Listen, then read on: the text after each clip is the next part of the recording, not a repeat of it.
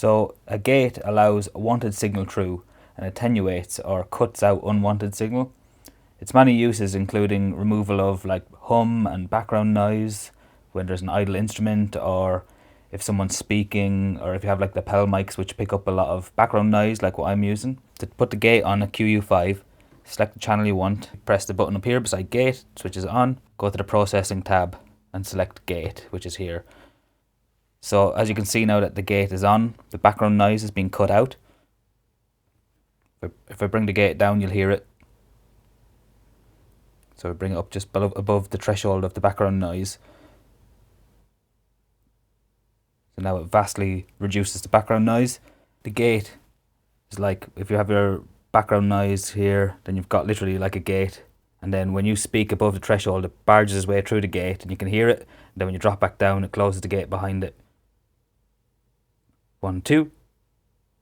Again, I'll just show you bringing the noise gate down. You can hear the background noise.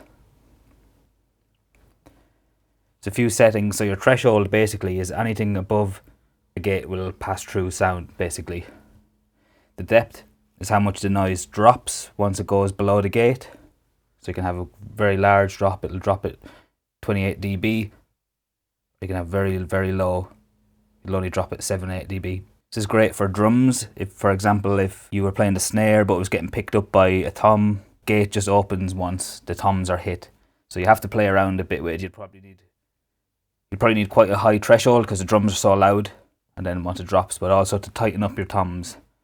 You've got a rig like a do, you can just bring your threshold right up, make it more into like a do, by bringing your threshold up, adjusting the depth. Definitely need to play around with it, but I find it great for lapel mics, especially in like loud conferences or anything, or on a lectern mic when it's on the lectern, but you don't want it picking up the background noise only when the speaker is speaking in front of it. There's also a couple of different settings on a gate. Your tact, or how quickly the gate opens once it hears a sound above that threshold. The hold keeps it open, and then the release is sort of similar. It's how long it takes for it to fade back down.